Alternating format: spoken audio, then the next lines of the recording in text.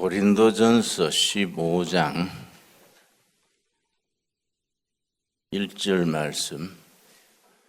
고린도서는 사도 바울이 자기가 개척해서 세운 교회 고린도 교회에 보낸 서신입니다. 목회 서신 그럽니다. 목회는 이렇게 해라. 바울이 고린도 교회에 보낸 목회 서신은 3편이었습니다. 제1편이 고린도전서, 제2편이 고린도후서, 3편은 아쉽게도 사라져버렸습니다. 성경의 기록상으로는 남아있는데 챙기지를 못해서 사라졌습니다. 고린도전서는 16장 되어 있는 편지고 고린도후서는 13장으로 되어 있는 편지인데 고린도 3서가 참 사라진 것이 참 아쉬운 일이지요. 고린도 교회는 사도 바울이 직접 세운 교회인데 사도 바울이 목회를 하고 떠난 뒤에 문제가 생겼습니다. 고린도 교회는 참 말썽 많은 교회였습니다. 주로 문제가 4가지입니다. 첫째는 파벌이 있었습니다. 바울파, 베드로파, 아볼로파. 아볼로는 바울이 떠난 뒤에 막바로 목회를 이어받은 목회자인데 상당히 교회를 전체로 화평하게 이끌지를 못했던 것 같아요. 이 교회 서로 간에 소통을 하고 평화롭게 나가는 것이 참 중요한데 방언하는 사람들, 방언 못하는 사람들, 은사가 있는 사람들, 없는 사람들 이렇게 편이 갈라지기 시작하면은 걷잡을 수가 없습니다. 그래서 평소에 교인들을 하나님의 양떼라 그러지요. 이게 한번 영적으로 시험 들고 분쟁이 생기면 아주 일이 때가 돼버립니다. 감당하기 어렵습니다. 그래서 분쟁 중에 제일 끝장없이 막 나가는 분쟁이 교회 분쟁입니다. 왜 교회 분쟁은 한번 시작하면 끝이 없느냐 하면은 우리는 하나님 편이고 전마들은 사탄의 편이다. 사탄은 때려잡아야 돼. 이렇게 나가니까 화해가 안 됩니다. 근데 고린도 교회에 분쟁이 있어서 아볼로파, 베드로파, 바울파. 그래서 사도 바울이 고린도에 편지를 보내면서 거기에 대한 자기 견해를 쓰는 겁니다. 그리스도 안에서 화평을 누리는 것이 교회의 바람직한 모습이다. 이걸 강조하고 또 고린도 교회는 은사 문제가 복잡했습니다. 은사 운동이 참 중요한데 은사가 있는 사람하고 없는 사람들하고 차별이 생기면 교회에 그만큼 갈등이 생기지요.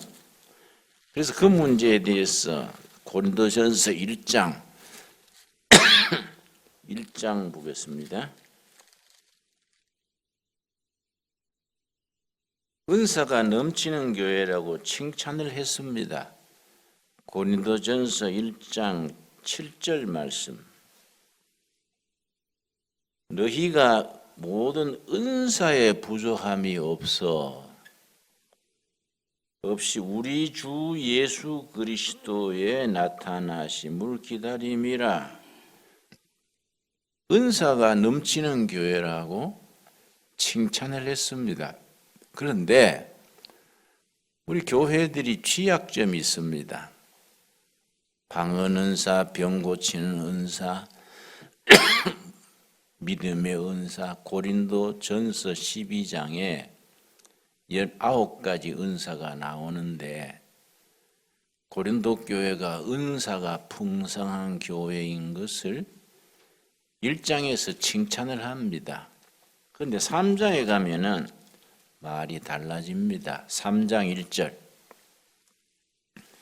형제들아, 믿음 안에 동지들아, 그런 뜻입니다. 내가 신령한 자들을 대한가 같이 너희에게 말할 수 없어서 은사는 뜨거운 교회인데 영적으로 신령하지를 못하다, 그 말이지요. 육신에 속한 자 곧 그리스도 안에서 어린아이들을 대한가 같이 하노라. 은사는 충만한데 영적으로는 어린아이 수준이다. 육신에 속한 자다. 이걸 참 분별을 잘해야 됩니다. 은사 충만한데 성령 충만 못한 거지요. 그래서 이 고린도 교회가 문제가 많았습니다. 2절, 3장 2절. 내가 너희를 젖으로 먹이고 밥으로 아니하였노니 이는 너희가 감당하지 못하였음이거니와 지금 또 못하리라. 3절. 너희는 아직도 육신에 속한 자로다. 은사는 충만한데 밤새 방언기도 하고 다음날 서로 분쟁하고 방언기도 밤새 한 뒤에 같은 형제를 막 흉을 보고 이렇게 하니까 이게 육신에 속한 교인이다. 영적으로 깊어 성숙되지 못했다. 우리가 이런 말 참 새겨들어야 됩니다. 아주 방언도 하고 병 고치기도 하고 은사가 넘치는데 성격은 앞뒤가 다르고 사람 대해 보면은 고개를 젓는 거죠. 야, 소문 듣고 만났더니 실제 같이 사귀어 보니까 또 다르네. 겉다르고 속다른 겁니다. 나도 소문이 많이 나가지고 전에 한번 어떤 교회 집회를 갔더니 들어가는데 뒤에서 어떤 자매님이 별거 아니네. 그래서 내가 돌아보고 웃었어요. 그거 뭐 별긴 줄 알았어요? 아이고 들었구나. 그래서 소문에는 뭐 소문 듣고 뭐 짐작했던 거하고는 다르다 이 말이겠지요. 그러니까 은사가 막 넘치는데 사람 자체는 성숙되지 못한 거지요.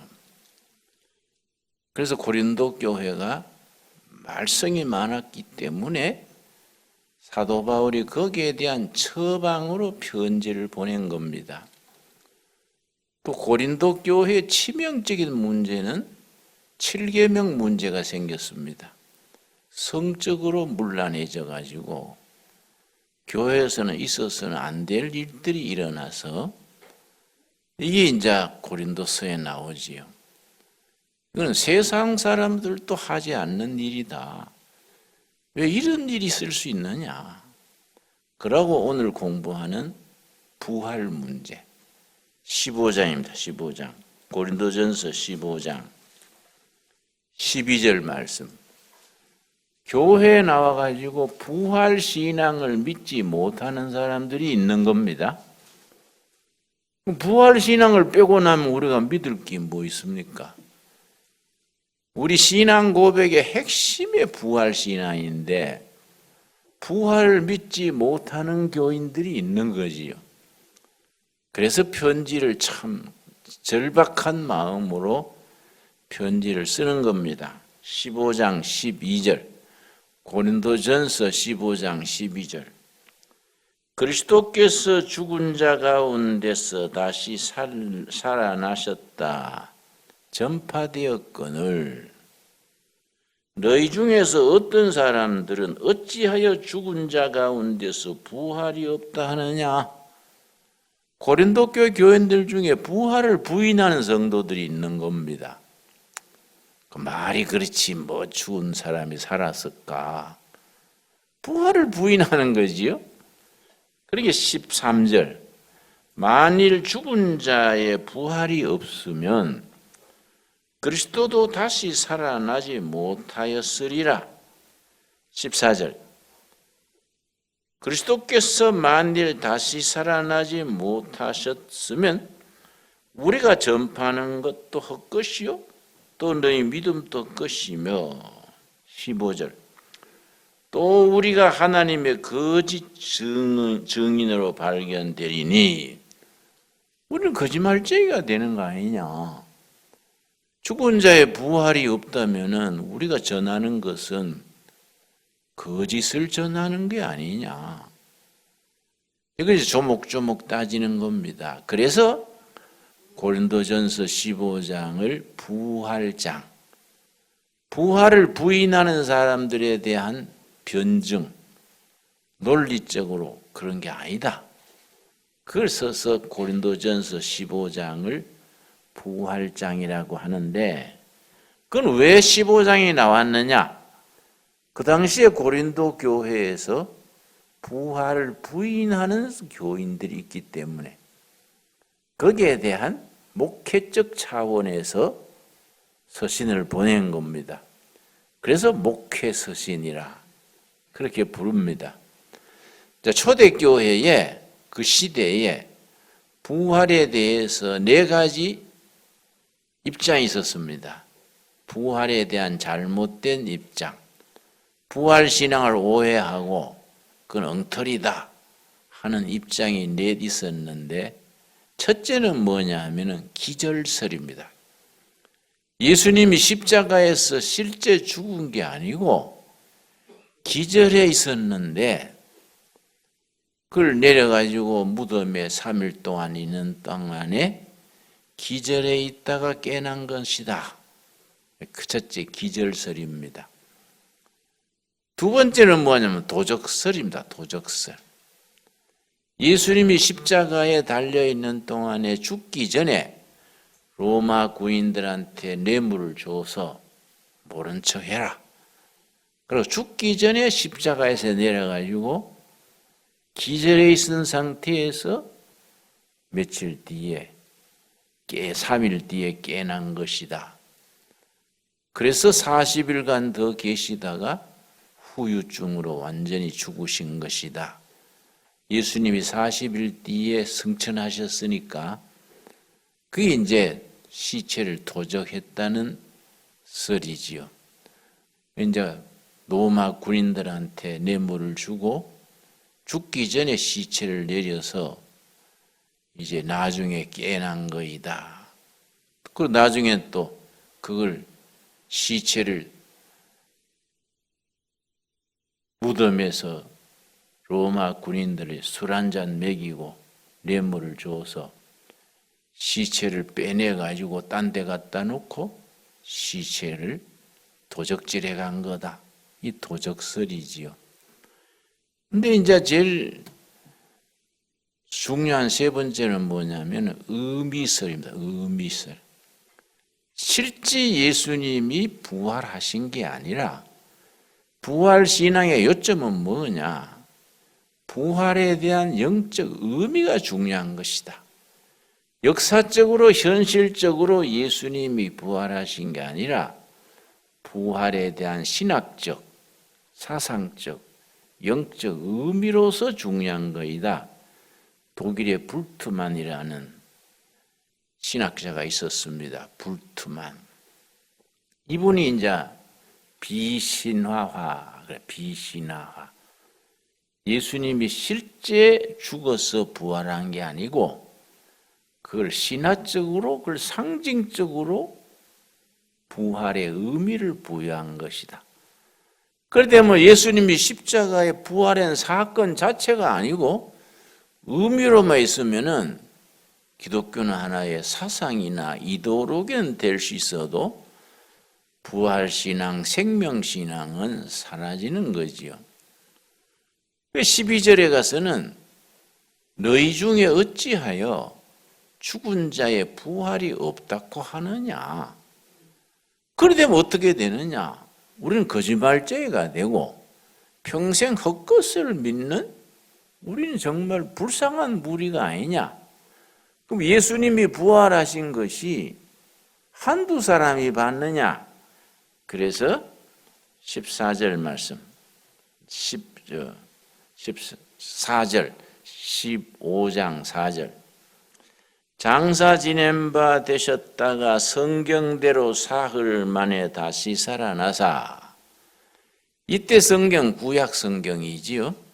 구약 성경에 예언한 바대로 구약 성경 호세아 6장 2절에 예수님이 사흘 만에 메시아가 부활할 것을 예언했습니다. 그걸 지금 말하는 겁니다. 성경대로 구약 성경 호세아서 6장 2절에 예언된 바대로 사흘 만에 부활하사. 5절 게바에게 보이시고, 게바는 베드로지요. 부활하신 후에 베드로 게바에게 보이시고 12 제자에게와 6절 그 후에 500여 형제에게 일시에 보이셨나니. 부활하신 예수님을 한두 사람이 봤느냐? 그때 눈으로 본 사람만 500여 명이나 된다. 500여 성도에게 보이셨나니 썼으며 그 중에 어떤 사람은 잠들었으며 대다수는 살아있다. 부활하신 예수님을 500여 명이 봤는데 그 사람들이 죽은 사람도 있지만은 지금까지 살아있는 사람들도 많지 않느냐. 부활하신 예수님을 500여 명이나 눈으로 봤는데 부활을 부인하면 할 수 있느냐. 그러고 8절 말씀, 7절 그 후에 야고보에게 보이셨으며 그 후에 모든 사도에게와 8절 맨 나중에 만삭되지 못하여 난 자 같은 내게도 보이셨느니라. 조생하죠. 조생하. 그걸 8.15 그러다. 8.15. 8달 반 만에 났다고 8.15라 그래요. 달수를 채우지 못하고 난 모자리는 사람 같은 나에게도 부활하신 예수님을 보이셨느니라. 사도 바울도 부활하신 예수님을 눈으로 봤다. 이걸 부인하면 어떻게 되느냐? 그렇게 하면은 기독교는 거짓말쟁이들이 되고 우리는 세상에서 소망 없는 사람들이 아니냐. 그래서 고린도전서 15장에 예수님의 부활을 아주 논리적으로 체계적으로 자세하게 일러주는 겁니다. 그래서 고린도전서 15장을 무슨 장이라 한다고요? 부활장 혹은 생명장 그렇게 부르는 겁니다. 그래서 고린도전서 15장이 굉장히 중요한 거지요. 왜 고린도전서 15장 전장을 통해서 부활신앙에 대해서 거듭거듭 논리적으로 체계적으로 왜 강조했느냐? 말씀드린 것처럼 당시에 고린도 교회 교인들 중에 죽은 자의 부활을 안 믿는 사람들이 있어서 그게 아니지 않느냐? 그걸 정성 들여서 쓴 겁니다. 자, 15장 1절 형제들아 믿음 안의 동지들아 내가 너희에게 전한 복음을 너희에게 알게 하노니 사도 바울이 고린도 교인들에게 전했는 복음 이는 너희가 받은 것이요 또 그 가운데 선 것이라. 고린도 교회 교인들이 사도 바울에게 받아서 그 안에 서 있는 복음, 부활신앙 이걸 말하지요. 2절 너희가 만일 내가 전한 그 말을 굳게 지키고 헛되이 믿지 아니하였으면 그로 말미암아 구원을 받으리라. 믿는 자로 하여금 제대로만 믿으면 구원에 이르게 하는 산 믿음, 그 믿음, 그게 복음이지요. 자, 3절 내가 받은 것을 먼저 너희에게 전하였노니 사도 바울이 받아가지고 고린도 교인들에게 전했는 복음, 내가 받은 것을 너희들에게 전하였노니 이는 내가 전한 그 복음은 믿는 자로 구원을 얻게 하는 복음, 이는 성경대로 그리스도께서 우리 죄를 위하여 죽으시고, 신약입니까? 구약입니까? 그렇죠. 이때는 신약은 아직 나오지 않았을 때니까 구약 성경에 예언한 바대로 그리스도께서 우리 죄를 위하여 죽으시고, 예수님이 유월절 어린 양이 되셔서 만인의 제물이 되셔서 십자가의 속죄 제물로 죽은 것, 그걸 말하지요. 그럼 성경대로 가는 성경은 어디의 성경이냐? 가장 대표적인 것이 이사야서 53장입니다. 이사야서 53장을 그래서 오늘 찾아보겠습니다. 이사야 53장을 우리 메시아 예언장, 오실 메시아에 대해서 가장 강력하게, 가장 실감나게 예언한 부분이 이사야서 53장입니다. 그래서 이사야서 53장을 메시아 예언장이라고 하는데, 그래서 제대로 신앙생활을 하는 데는 이사야서 53장이 전체가 12절까지 나와 있는데요, 이런 말씀은 53장 전장을 암송할 필요가 있습니다. 이런 말씀을 아예 암송해 버려야 돼요. 그 중에 5절, 6절이 핵심이지. 5절, 6절. 이사야 53장 5절, 6절에 예언한 바대로 그리스도께서 고난당하시고 죽으시고, 또 호세아서 6장에 있는 대로 다시 부활하시고, 구약 성경을 이렇게 들어서 증언하는 겁니다. 이사야 53장 5절 찾았습니까? 그가 찔림은, 십자가에 찔려 죽으신 것은 우리의 허물 때문이요, 내 허물 내 죄 때문에, 그가 상함은 우리의 죄악 때문이라. 찔렸다는 것은 십자가의 죄수를 로마 군인들이 죽음을 확인하느라고, 군에서도 확인사살이다. 확인사살. 전투에서 쓰러진 군인을 확인사살을 다시 합니다. 전쟁터에서 쓰는 말이지요. 십자가에 달린 그 죄수가 죽었는지 안 죽었는지 뭘로 검증하느냐? 옆구리에 창으로 한 번 더 찌르는 거이지요. 그래서 자꾸 창으로 찔렸다는 얘기가 죽었는지 안 죽었는지 확인하려고 창으로 옆구리를 급소를 찌르는 겁니다. 주 앞 5절 말씀. 그가 상함은 우리의 죄악 때문이라. 그가 징계를 받음으로 우리는 평화를 누리고, 예수님이 십자가에 처형되는 법적 징계지요. 징계를 받음으로 하나님과의 관계가 회복이 돼서 평화를 누리고, 그가 채찍에 맞음으로 우리는 나음을 받았도다. 예수님이 채찍 맞고 고난 당하셨기 때문에, 우리 대신에 그렇게 됐기 때문에 우리는 하나님과의 관계가 회복되어서 평화를 누리게 되지 않았느냐. 6절이 이 땅에 오신 메시아 예수님이 하신 일에 압축된 말씀이 5장 6절입니다. 우리 한번 같이 읽겠습니다.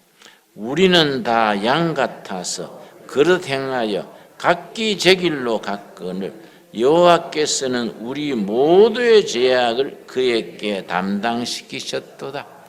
예수님이 십자가에 죽으실 때 자기 죄 때문에 죽은 게 아니라 모든 사람들의 죄를 대신해서 속죄 제물로 죽으신 것이다.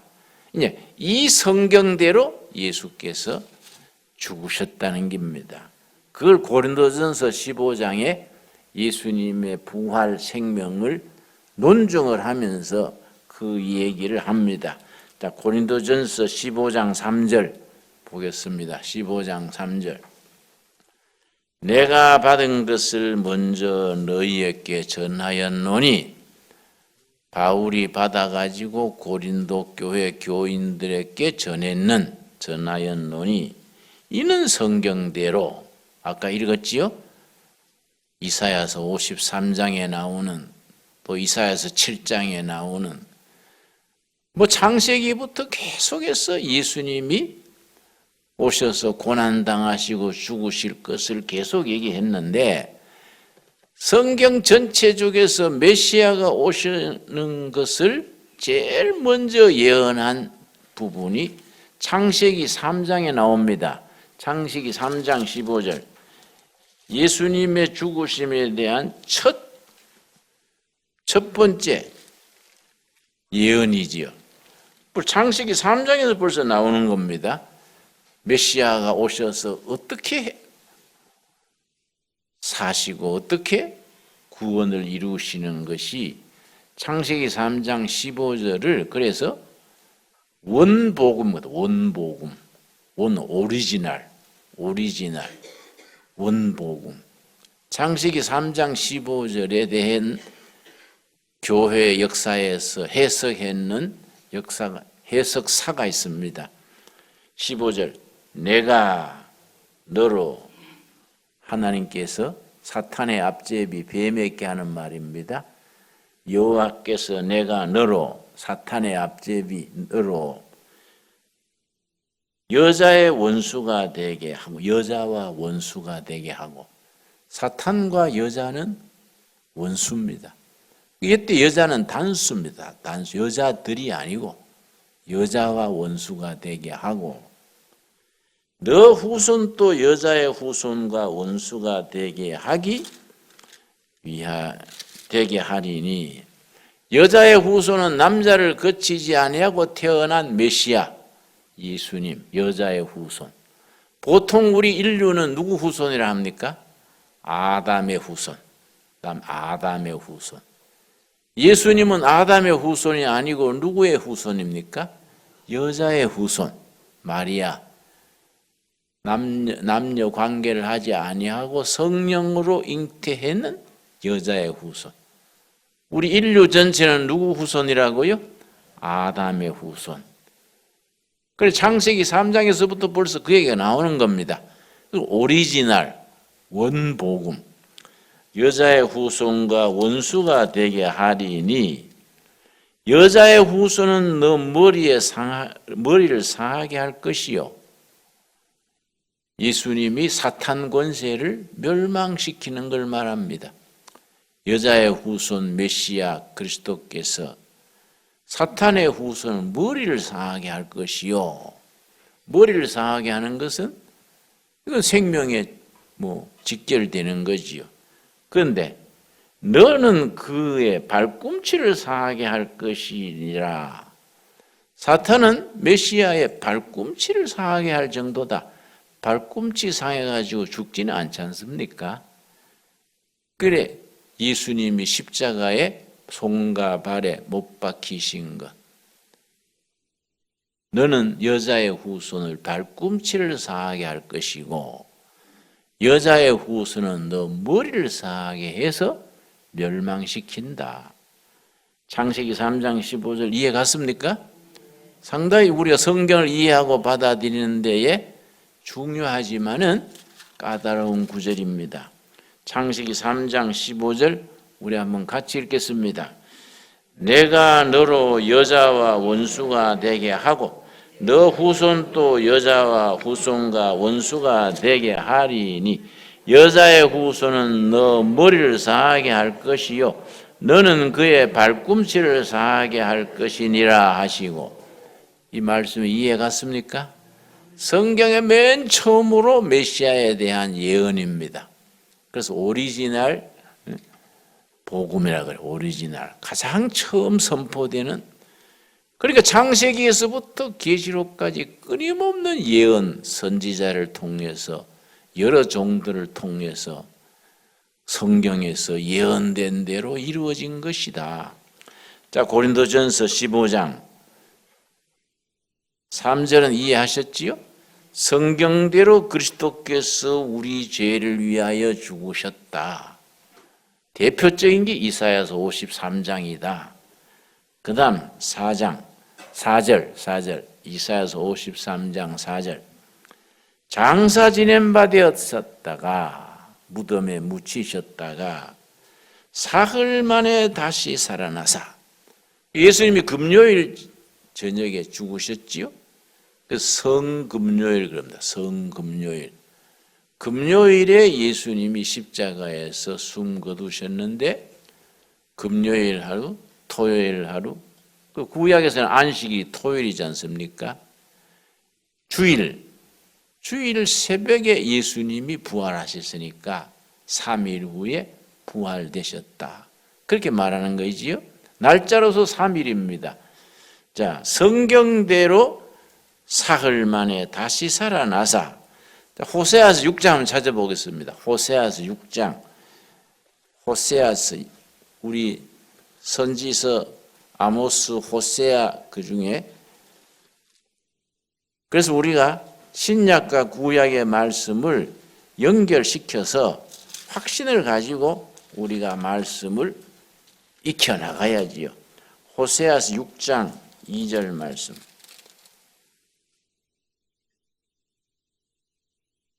(1261페이지) 여호와께서 이틀 후에 우리를 살리시며 셋째 날에 제3일이지요. 셋째 날에 우리를 일으키시리니 우리가 그의 앞에서 살리라. 부활하신 3일 만에 부활하신 메시아 그리스도 앞에서 우리가 살아가게 된다. 사흘 만에 다시 우리를 일으키신다. 부활신앙을 구약에서 이렇게 일러주는 겁니다. 이해 갔습니까? 이런 부분이 연결이 돼서 확신으로 임해야 돼요. 성경을 대충대충 읽으면 그 영적 의미에 깊이 들어가지 못합니다. 대충대충 읽는 습관이 있어요. 소 풀 뜯어 먹듯이 여기저기 찔끔찔끔 읽으니까 말씀이 우리 마음에 깊이 배기지를 못하지요. 아주 마음에 딱 박혀야 돼요. 성경대로 우리 위해서 우리 죄 위에 죽으시고 성경대로 묻히시고 성경대로 사흘 만에 부활된 거 아니냐. 예수님이 부활하신 것이 뭐 우연히 갑자기 된 게 아니라 창세기 때부터 벌써 예언되고 선포되고 그래야 된 결론이다. 그러니까 신약과 구약을 함께 이해해서 복음의 확신에 이르는 겁니다. 그리고 이제 5절부터 8절까지는 예수님이 부활하신 뒤에 한두 사람이 봤느냐. 게바에게 보이시고 야고보에게 보이시고 사도들에게 보이시고 500여 명에게 보이셨는데 500여 명이 태반이나 살아있고 죽은 사람도 있지 않느냐. 마지막에 누구한테도 보였다고요? 만삭되지 못한 조생아 같은 나에게까지 부활하신 예수님이 나타나지 않으셨느냐. 그런데 너희가 그걸 믿지 못하면 우리는 천하의 거짓말쟁이가 되는 거 아니냐. 그래서 아담과 예수님을 고린도전서 15장에서 비교를 해서 설명을 합니다. 자, 20절 말씀, 15장 20절 말씀. 그러나 이제 그리스도께서 죽은 자 가운데서 다시 살아나사 잠자는 자들의 첫 열매가 되셨도다. 예수님의 첫 열매라. 무슨 첫 열매입니까? 부활의 첫 열매다. 21절. 사망이 한 사람으로 말미암았으니 죽은 자의 부활도 한 사람으로 말미암는도다. 이 땅의 죽음이 한 사람으로부터 시작됐다. 그게 누구겠습니까? 아담. 아담 때문에 죽음이 시작됐는데 부활도 한 사람으로 시작된다. 예수님을 통해서 부활이 시작된다. 그래서 21절, 22절, 22. 아담 안에서 모든 사람이 죽은 것 같이 그리스도 안에서 모든 사람이 삶을 얻으리라. 아담은 죽음의 원조, 예수님은 부활의 원조. 아담은 죽음의 조상, 예수님은 부활의 조상. 그 역성경을 그렇게 전체를 두고 얘기하는 겁니다. 23절. 그러나 각각 자기 차례대로 되리니 먼저는 첫 열매인 그리스도요. 부활의 첫 열매지요. 우리는 계속해서 열매가 우리에게까지 맺어져 오는 겁니다.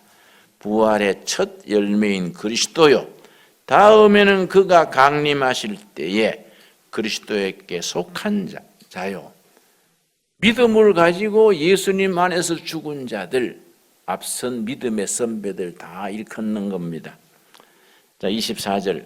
그 후에 마지막이니 그가 모든 통치와 모든 권세와 능력을 멸하시고 나라를 아버지 하나님께 바칠 때라. 그가 모든 원수를 그 발 아래 둘 때까지 반드시 왕노릇 하시리니 26절이 예수님이 죽음을 정복하신 그 기독교에는 죽음이라는 말이 부활신앙과 더불어 사라지는 겁니다. 26절 우리 같이 읽겠습니다. 맨 나중에 멸망받을 원수는 사망이니라. 예수님이 죽음을 정복하셨기 때문에 우리 믿는 자에게는 죽음에서 우리는 벗어난 거지요. 그래서 영생을 누리는 겁니다.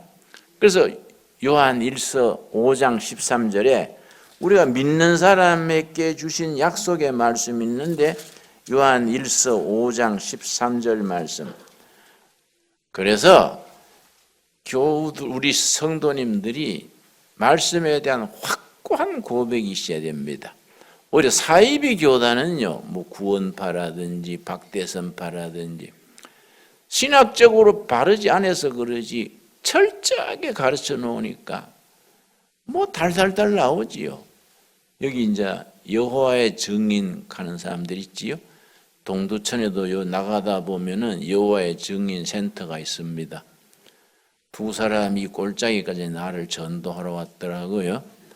내가 들에서 일하는데 오셔가지고 얘기 좀 나눕시다. 그래서 얘기하는데 뭐 여호와의 증인들이 이렇게 앉아가지고 막 성경을 찾아가지고 자기들이 믿는 그 교리를 쭉 얘기하는 거예요. 그래서 내가 뭐 처음부터 뭐 목사라 할 때도 없고 그냥 그러세요. 성경 공부 많이 하셨네요.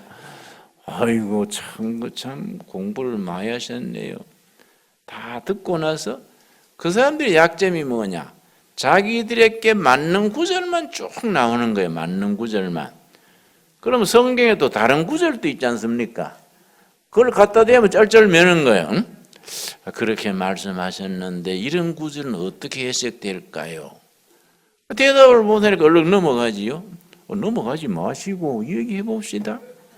나중에 일어서면서 보통 분은 아닌 것 같은데요. 뭐 보통 분이 아니라 그냥 뭐 말 사람이지요. 왜냐 자기 입에 맞는 걸로 성경을 편집을 하는 거야. 성경은 전체로 봐야 되거든요.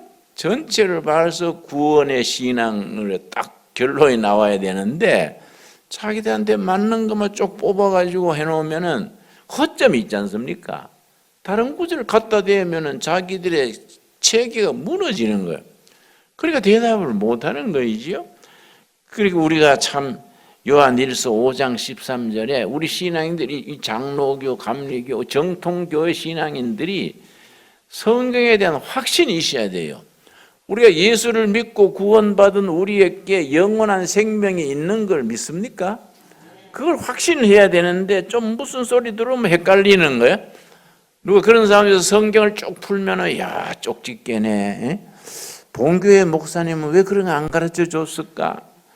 주춤주춤 가다가 나중 따라가는 거예요. 모든 이단이나 사이비가 95%는 같습니다.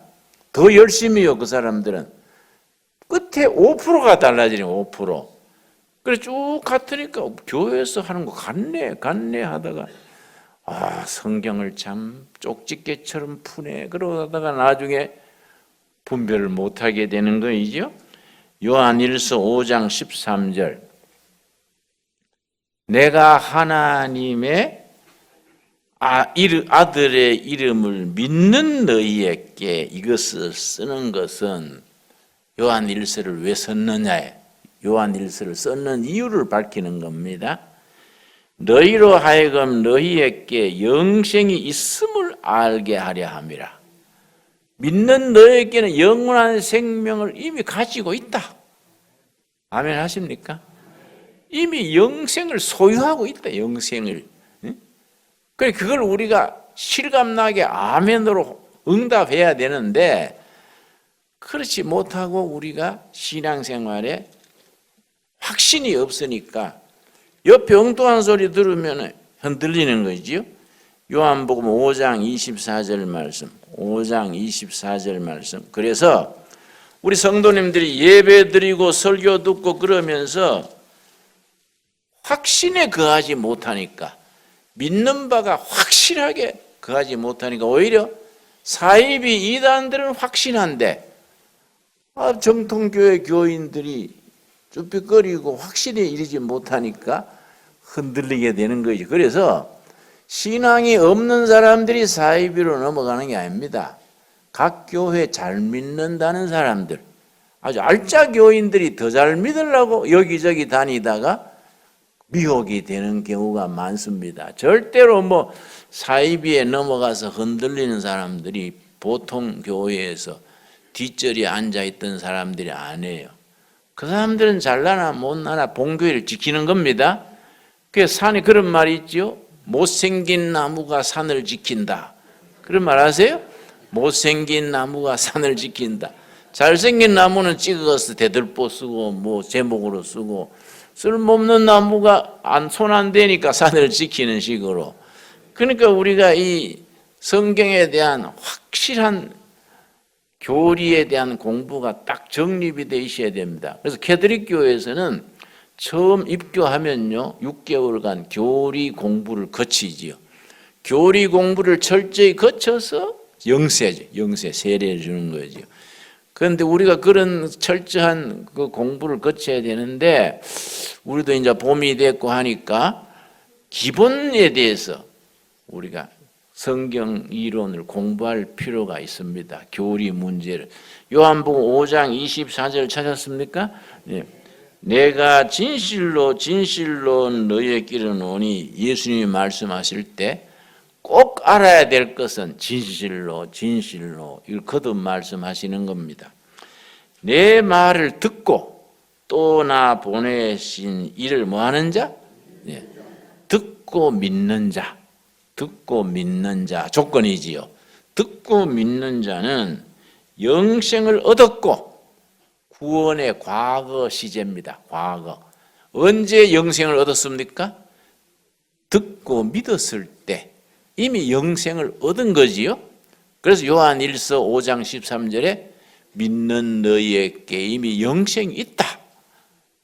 여러분 긍정하시지요? 영생을 얻었다. 이미 얻었어요. 우리가 과거에 이루어진 구원. 그런데 그 다음 심판에 이르지 아니하나니, 미래의 구원이죠. 미래의 구원. 하늘 보좌 앞에 섰을 때에 우리는 심판에 통과. 왜냐? 우리 구원받은 사람의 이름을 적어 놓은 천국에 책이 있어요. 그 책을 무슨 책이라 그럽니까? 생명책. 그 생명책의 주인은 어린 양 예수님이 주인 되신 생명책에 있는데, 듣고 믿는 자는 이름을 그 생명책에 탁 올리는 거예요. 여러분 이름이 생명책에 기록된 걸 믿습니까? 확실해야 돼요. 아이고 글쎄요 하면 안 되는 거야. 가서 봐야 알지 않겠어요? 이러면 안 되는 거야. 그 겸손한 게 아니라 그 신앙의 기초가 안 돼 있는 거죠. 심판대에 이르지 않고 통과해요. 그래서 그 미래에 완성될 구원 그럽니다.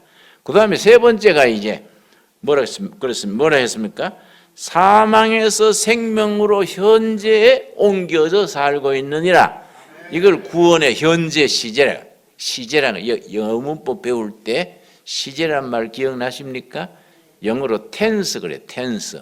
과거, 현재, 미래, 과거 완료, 현재 완료. 이 시제라고 해요. tense. 구원에 세 시제가 있는 겁니다. 구원에. 듣고 믿었을 때 이미 구원을 받았어요. 과거에 이루어진 구원. 영생을 이미 얻었어요. 앞으로 심판대 앞에서 통과, 미래 시제예요. 왜냐? 우리는 이름이 어디에 기록되어 있기 때문에? 생명책에 이름이 기록되어 있기 때문에 통과예요. 통과. 그런데 현재는 어떤 현재? 사망에서 생명으로 옮겨져 있다. 현재 생명을 누리고 있는 겁니다. 사망에서 생명으로 현재 누리고 있는 구원이요. 구원의 현재 시제라 그럽니다. 좀 복잡합니까? 확실히 그 정리가 돼야 돼요. 요한복음 5장 24절 이런 말씀은 우리 구원을 이해하는 데 있어서 핵심이 되는 중요한 단어입니다. 5장 24절. 우리 뜻을 잘 생각하면서 같이 전체 한번 읽겠습니다. 내가 진실로 진실로 너희에게 이르노니 내 말을 듣고 또 나 보내신 이를 믿는 자는 영생을 얻었고 심판에 이르지 아니하나니 사망에서 생명으로 옮겼느니라. 핵심은 우리가 현재 사망에서 생명으로 옮겨져서 생명을 누리고 있다. 여기 핵심이요. 우리가 현재 신앙생활하는 것은 현재 시제, 구원의 현재 시제. 지금 생명을 누리고 있어야 돼요. 그래서 예수님께서 요한복음 11장 11절에서 신앙생활은 뭐이다? 그걸 딱 쉽게 말씀하셨는데 요한복음 11장 11절 말씀. 예수 믿는다는 건 뭘 말하는 거냐? 응?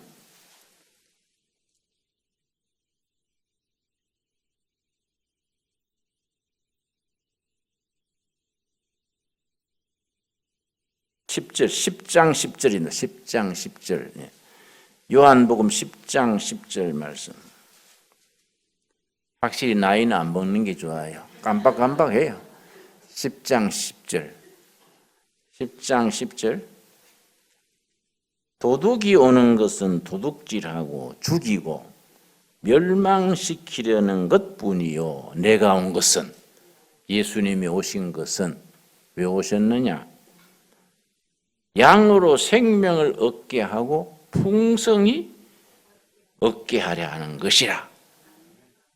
양들로 생명을 누리게 하려고. 어떻게 누리는가? 풍성하게. 생명 충만, 생명을 풍성히, 생명을 누리고 풍성을 누리고 살다가 천국까지 직행할 수 있게 되기 바랍니다. 중간에 헷갈려가지고 왔다 갔다 하지 말고 받은 생명을, 왜냐? 우리는 지금 사망에서 생명으로 옮겨져서 생명을 누리고 살고 있지 않습니까? 그 생명을 누리는 것이 신앙생활이라. 오늘 또 이번 주도 열심히 풍성한 생명을 누립시다. 예, 기도하겠습니다. 하나님 감사합니다. 말씀 안에서 예수를 듣고 믿을 때 구원 얻은 것을 고백합니다. 장차 심판대 앞에서 심판에 이르지 아니하고 우리 이름이 생명책에 기록된 대로 천국의 영생으로 들어가게 될 줄 믿습니다. 지금 사망에서 생명으로 옮겨져서 생명을 풍성히 누리는 복된 백성들이 되게 하여 주시옵소서. 예수님 이름 받들어 기도드렸사옵나이다. 아멘.